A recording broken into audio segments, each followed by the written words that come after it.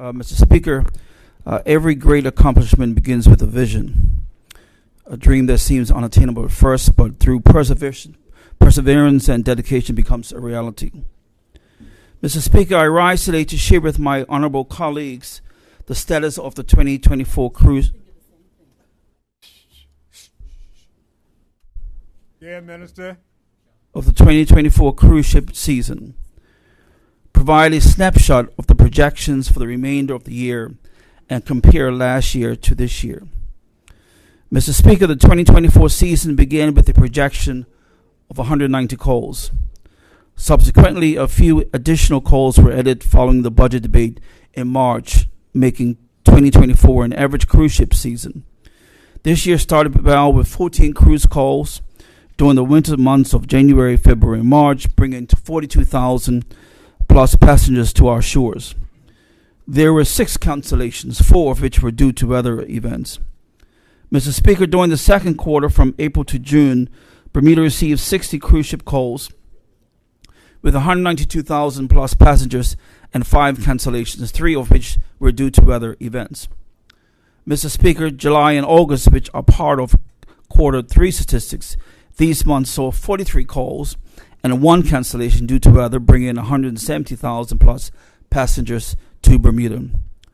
Of note, on July 6th, 2 ships arrived in port for one day, only with 9,227 passengers combined.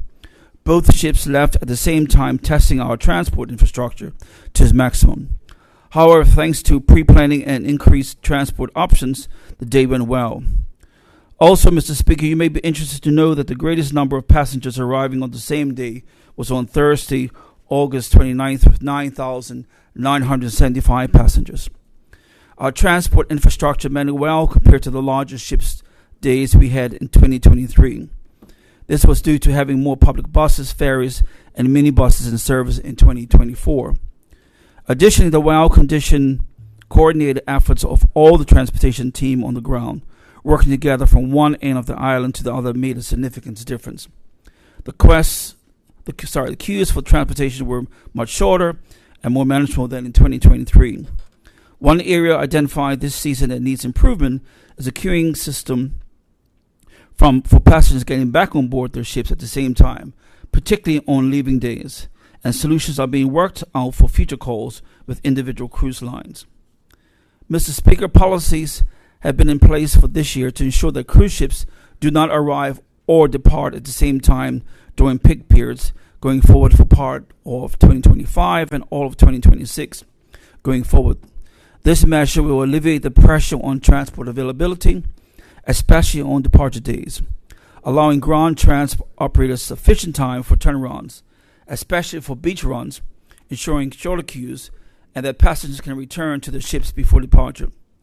Looking ahead, Mr. Speaker, from September to December, providing there are no more cruise ship cancellation other than the 3 known in advance due to scheduling changes in quarter 4, we are projecting 57 more cruise ships calls with an estimated 143,000 passengers. This brings the total projected number of cruise calls to 177 with 15 cancellation and 548,000 plus passengers by the end of this year.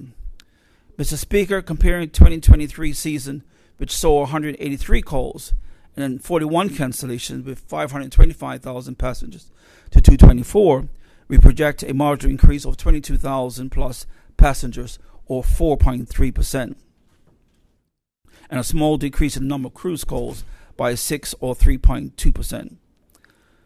Mr. Speaker, the honorable colleagues, you will be well aware that Senator, the Honorable Owen Darrell, JP MP, Minister of Tourism, Culture, and Sports, joined me to engage with the St. George's Mayor, East End MPs, Bermuda Chamber of Commerce, Bermuda Tourism Authority, and local St. George's stakeholders to help breathe some life back into the old town this summer. It was notably clear after listening to our cruise line partners and local stakeholders that significant efforts were needed to help increase guest satisfaction and overall guest experience in St. George's. At the beginning of this season, Bermuda Chamber of Commerce stepped up with a plan of action to help find resources and funding and to create cruise ship activations to host a mini vendor market in King Square called Breeze Market. 6 days a week with live music and some buskers along Water Street and or in King's Wharf Square. The key objectives were to invigorate and rejuvenate the town, stimulate the local economy, attract visitors, and foster pride and ownership through the active involvement of residents and businesses.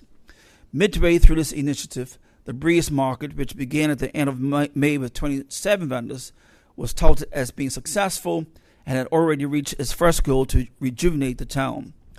People could feel that the town was alive again through increased visitation by hotel guests, residents, and cruise passengers arriving by government bus and ferry, NCL, tender, taxi, and minibus tours. This initiative also allowed the collection of accurate data on passenger flows into the square and what days were the busiest, for example, Mondays, and the slowest, for example, Sundays, and what times were the busiest in the town, such as 11 a.m. to 12 p.m. I know a final report will become available at the end of the year and will highlight more specifics, but I wanted to share the great progress to date.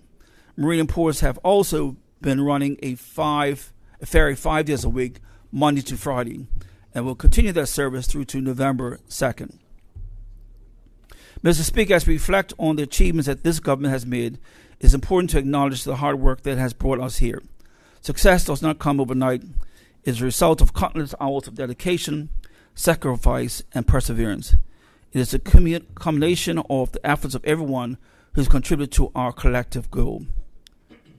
Mr. Speaker, while we can't reveal the exciting projects we're developing with our cruise ship partners, I can say that if successful, they will enhance Bermuda even more as a cruise destination.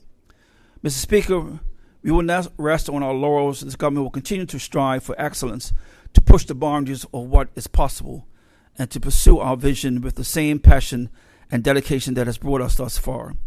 This journey is far from over, and there are still many milestones to achieve and many victories to celebrate. Mr. Speaker, in closing, I'd like to extend my gratitude to dedicated individuals in the transport sector, including bus and ferry operators, minibus, taxi, NCL, tender cruise, and teams who have worked together harmoniously to ensure the smooth movement of our guests. Their professionalism and commitment to customer service played a pivotal role in creating a positive impression of Bermuda from the moment our visitors arrive. Additionally, Mr. Speaker, I would like to recognize the invaluable effort of our team in the Ministerial Transport, TCD, Department of Public Transportation, Marine and Port, the West End Development Corporation, under the chairmanship of Brother Ministerial, Bermuda Tourism Authority, Meyer Agencies, the Bermuda Chamber of Commerce teams, the Bermuda Economic Development Corporation, Visitor Service Bureaus, Visitor Service Centers, and those stakeholders, service providers, and attraction teams on the front line who gave above and beyond to help make our visitors, and for the purpose of this statement, our cruise visitors feel welcome, have a great experience and a wonderful time, and want to return again and again. Mr. Speaker, I thank you.